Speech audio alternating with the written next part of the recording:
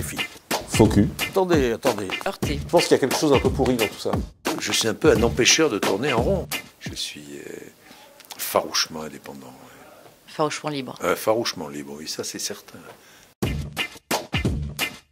Mon objectif n'est pas de systématiquement piéger, mais mon objectif est quand même de déstabiliser. C'est mon rôle de déstabiliser. Moi, je suis un peu un empêcheur de tourner en rond. J'en ai assez des messages récités, j'en ai assez des éléments de langage appris. Il va citer sur d'autres plateaux de télé. Oui, j'en ai assez. Donc, il faut que je trouve la solution pour déstabiliser mon invité.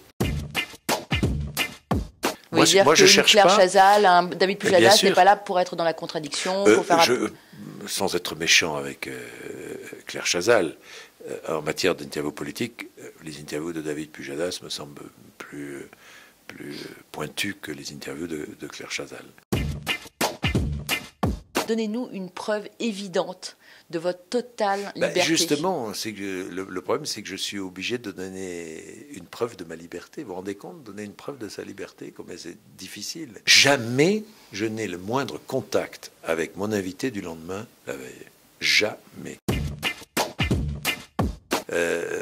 Jean-François Copé, qui m'a envoyé un SMS en m'invitant, et puis je lui ai expliqué que je n'allais pas déjeuner avec les responsables politiques. Il a commencé, oups, je ne savais pas, désolé. Voilà, c'est amusant.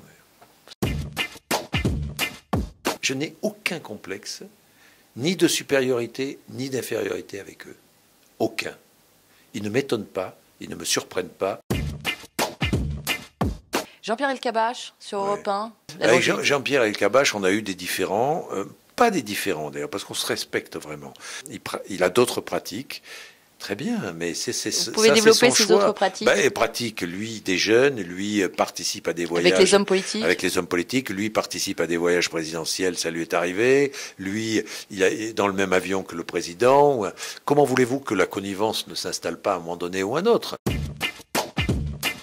Audrey Pulvar me disait qu'elle vivait un véritable purgatoire depuis son histoire avec son ministre, que nous ne nommerons pas. Vous êtes d'accord avec elle ? Je vais vous arrêter tout de suite. Je ne supporte pas les journalistes qui se plaignent. On n'a pas le droit de se plaindre. Nous vivons un métier formidable. Nous avons la chance de le faire. On ne va pas commencer à se plaindre sur ses déboires dans sa vie privée, ses déboires professionnels. Il y a des gens qui vivent des choses autrement pires. Vous allez dire, c'est Démagos qui dit. Je m'en moque. Je m'en moque, je le pense. Mais quel purgatoire. Elle n'avait qu'à pas accepter, pas vivre avec... Il faut assumer. Elle a vécu avec Arnaud Montebourg. Très bien, elle était amoureuse de lui, ils ont vécu une belle histoire d'amour, j'imagine. Un jour, ils se sont quittés.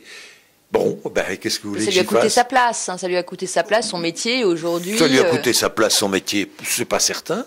Peut-être qu'elle n'a pas su rebondir, peut-être qu'elle n'a pas su... Je ne sais pas, ça lui a coûté sa place. Je ne sais pas, je ne peux pas porter ce jugement-là. Elle dit cela. Elle a le sentiment que les confrères la regardent différemment et qu'elle doit prouver que... Peut-être, c'est son sentiment. Mais moi, encore une fois, je ne me plaindrai jamais.